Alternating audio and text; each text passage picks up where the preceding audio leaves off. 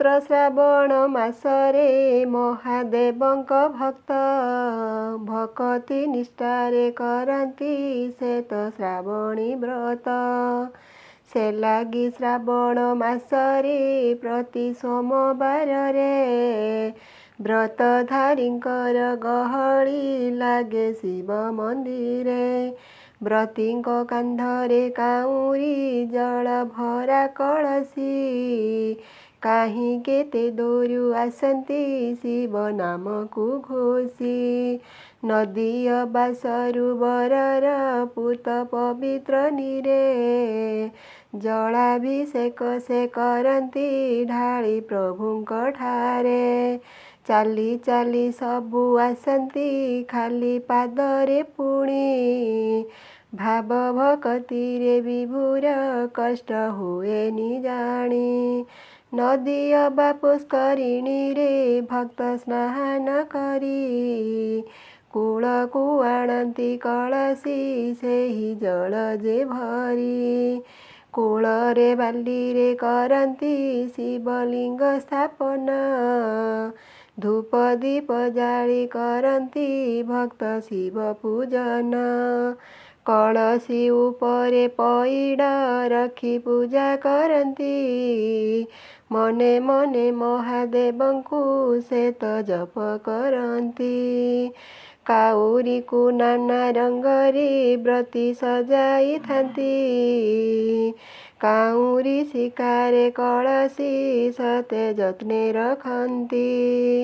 କାନ୍ଧରେ କାଉଁରୀ ଧରି ସେ ମନ୍ଦିରକୁ ଯାଆନ୍ତି, ବାଟ ସାରା ସଦା ଶିବଙ୍କ ଜୟ ଗାନ କରନ୍ତି। ଉଦା ଜୁଡୁ ବୁଡୁ ବସନ ତୁଣ୍ଡେ ଶିବ ଭଜନ, ଧ୍ୟାନ କରି ଶିବ ଶମ୍ଭୁଙ୍କୁ କରୁଥାନ୍ତି ଗମନ। ଦଳ ଦଳ ହୋଇ ଚାଲନ୍ତି କାନ୍ଧି କାଉଁରୀ ଭାର, ପାଦ କାନ୍ତି ଜଣା ପଡ଼େନି ହେଉ ଯେତେ ବି ଦୂର। ଦିନ ରାତି ଚାଲିଥାନ୍ତି ସେ ଶିବ ନାମ ଗାଇରେ, ପହଞ୍ଚନ୍ତି ଲକ୍ଷ୍ୟ ସ୍ଥଳରେ ସୋମବାର ସକାଳେ। ଜଳ ଲାଗି କରି ଶିବଙ୍କୁ ହୋଇଥାନ୍ତି ସେ ଧନ୍ୟ, ଭାରି କଷ୍ଟ ଏହି ବ୍ରତରେ ମିଳେ ଅପାର ପୁଣ୍ୟ। ଯୁଗ ଆରମ୍ଭରୁ ହେଉଛି ଏହି ବ୍ରତ ପାଳନ, ବ୍ରତ କଥା ବଖାଣଇ ଯେ କେତେ ପୋଥି ପୁରାଣ। ଶିବ ସ୍କନ୍ଦ ପଦ୍ମ ପୁରାଣେ ଅଛି ଏ ବ୍ରତ କଥା, କାମନା ହୁଅଇ ପୂରଣ ନ ରୁହଇ ଯେ ବ୍ୟଥା। ନିଷ୍ଠାରେ ଶ୍ରାବଣୀ ବ୍ରତ ଯେ ଯେଉଁମାନେ କରନ୍ତି, ଭବ ଯାତନାରୁ ସହଜେ ଶ୍ଵେତ ମୁକ୍ତି ପାଆନ୍ତି। ଶିବ ଆଉ ସ୍କନ୍ଦ ପୁରାଣେ ଅଛି କଥା ବର୍ଣ୍ଣନ, ଦକ୍ଷ ଯଜ୍ଞେ ଦେବୀ ସତୀ ଯେ ହାରିଥିଲେ ପରାଣ। ପାର୍ବତୀ ରୂପରେ ଦେବୀ ଯେ ପୁଣି ଜନମ ହେଲେ, ଶିବଙ୍କୁ ପାଇବା ପାଇଁକି ଶ୍ଵେତ ଧ୍ୟାନ କରିଲେ। ପବିତ୍ର ଶ୍ରାବଣ ମାସର ପ୍ରତି ସୋମବାରରେ ଜଳାଭିଷେକ ସେ କରିଲେ ଯାଇ ଶିବ ମନ୍ଦିରେ। ନିଷ୍ଠାରେ କରିଲେ ବୋଲି ସେ ଦେବୀ ଶ୍ରାବଣୀ ବ୍ରତ, ପତି ରୂପେ ପୁଣି ଶିବଙ୍କୁ ଶ୍ଵେତ ଧରିଲେ ହାତ। ସେ ଲାଗି ଶ୍ରାବଣ ମାସରେ ଦେବ ଦେବ ଦମ୍ପତି ନନ୍ଦୀ ପୃଷ୍ଠେ ବସି ସେମାନେ ବ୍ରହ୍ମାଣ୍ଡକୁ ଭ୍ରମନ୍ତି। ଯେବେ ଭକ୍ତମାନେ ଶିବଙ୍କୁ ଜଳ ଲାଗି କରନ୍ତି, ସେମାନଙ୍କୁ ଶିବ ପାର୍ବତୀ ଦୟା ବରସିଥାନ୍ତି।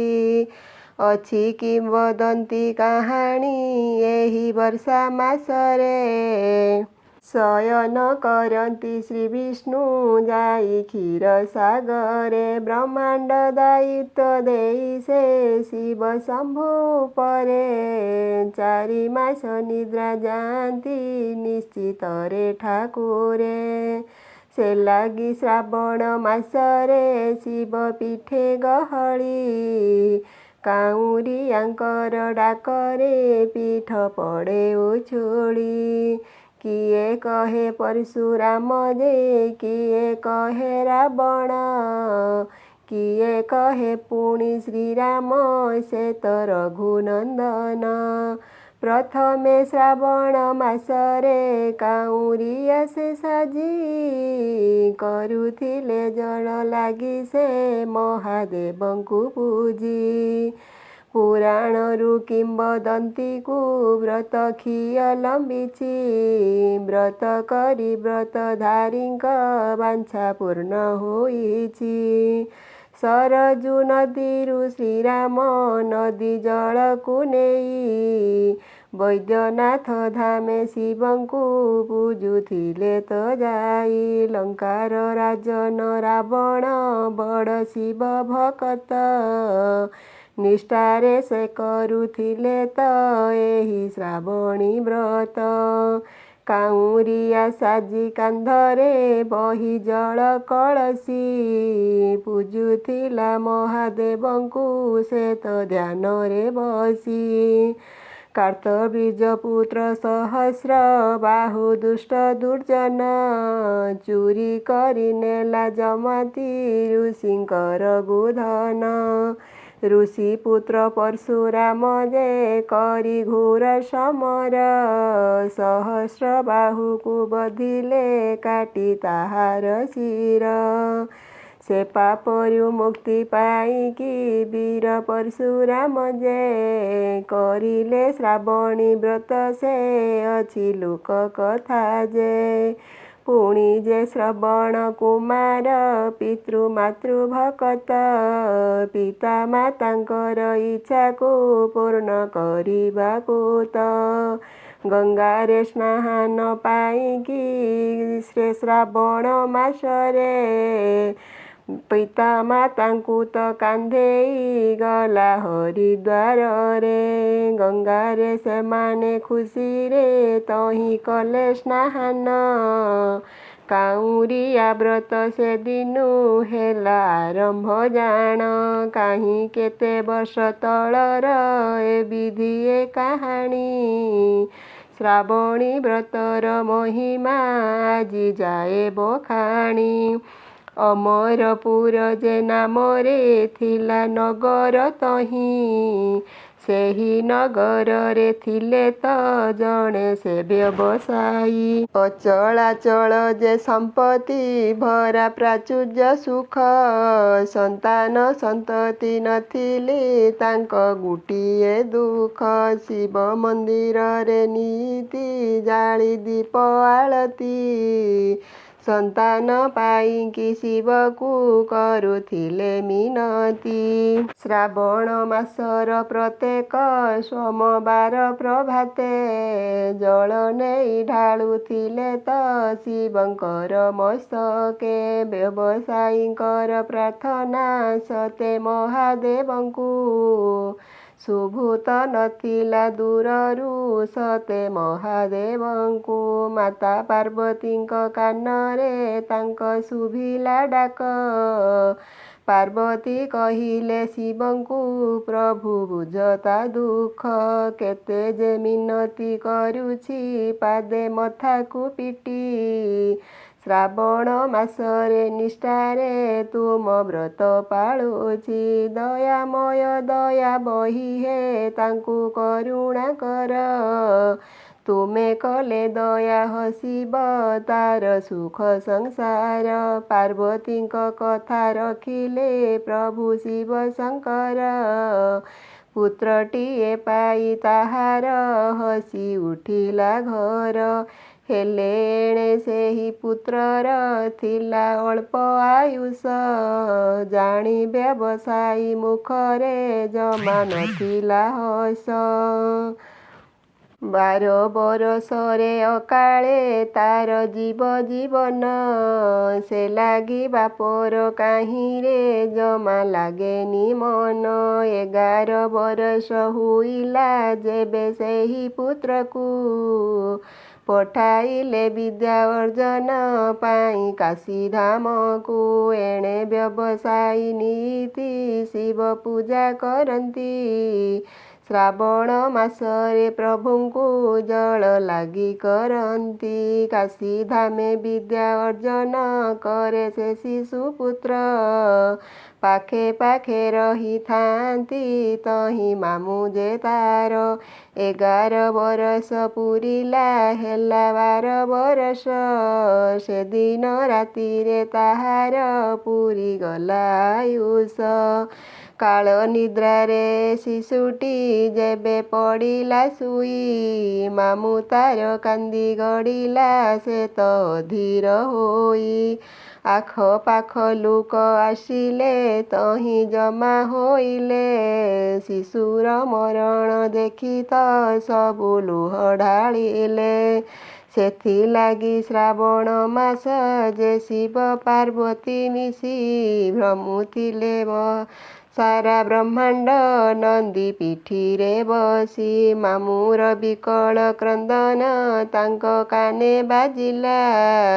ପାର୍ବତୀ କହିଲେ ପ୍ରଭୁ ହେ ଚାଲ ଦେଖିବା ଭଲା।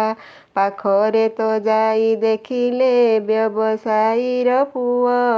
ମରଣ ଶେଯରେ ଶୋଇଛି ମାମୁଁ ଢାଳୁଛି ଲୁହ। ପାର୍ବତୀ କହିଲେ ଶିବଙ୍କୁ ଆହେ ଭକ୍ତ ବତ୍ସଳ। ବ୍ୟବସାୟୀ ତୁମ ଭକତ ପୂଜେ ସଞ୍ଜ ସକାଳ। ନିଷ୍ଠାରେ ପାଳଇ ବ୍ରତ ସେ ଯେବେ ଆସେ ଶ୍ରାବଣ। ଏଣେ ତାର ଶିଶୁ ପୁତ୍ରକୁ ନେଇ ଯାଏ ସମନ। ଏ କି ଅବିଚାର ପ୍ରଭୁ ହେ ତୁମ ଭକତ ପାଇଁ। ବିଚରା ଶିଶୁର ଜୀବନ ଏବେ ଦିଅ ଫେରାଇ। ମାତା ପାର୍ବତୀଙ୍କ କଥାକୁ ଶିବ ନ ପାରି ଟାଳି। ବଞ୍ଚାଇଲେ ସେହି ପୁତ୍ରକୁ ଦିବ୍ୟ ଆଶିଷ ଢାଳି। ସମସ୍ତେ ହୋଇଲେ ଚକିତ ଦେଖି ପ୍ରଭୁଙ୍କ ଲୀଳା। ଧନ୍ୟ ଧନ୍ୟ ଶିବ ଶଙ୍କର ଭକ୍ତ ଭାବରେ ଭୋଳା।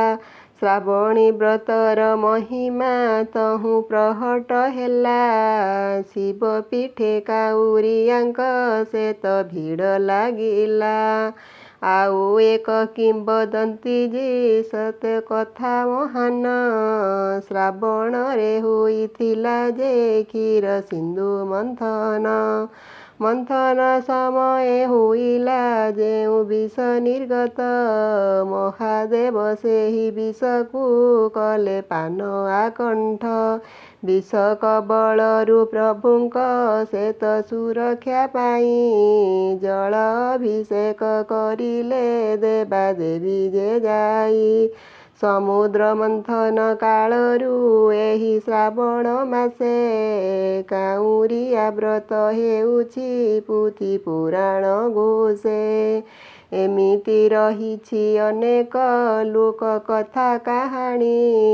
ଶ୍ରାବଣ ବ୍ରତର ମହିମା ସବୁ ଥାନ୍ତି ବଖାଣି। ସେ ଲାଗି ହୋଇଲା ଏ ବ୍ରତ ଚଉଦିଗରେ ଖ୍ୟାତ। ମାନସିକ ହେଲା ପୂରଣ ଯିଏ କରିଲେ ବ୍ରତ।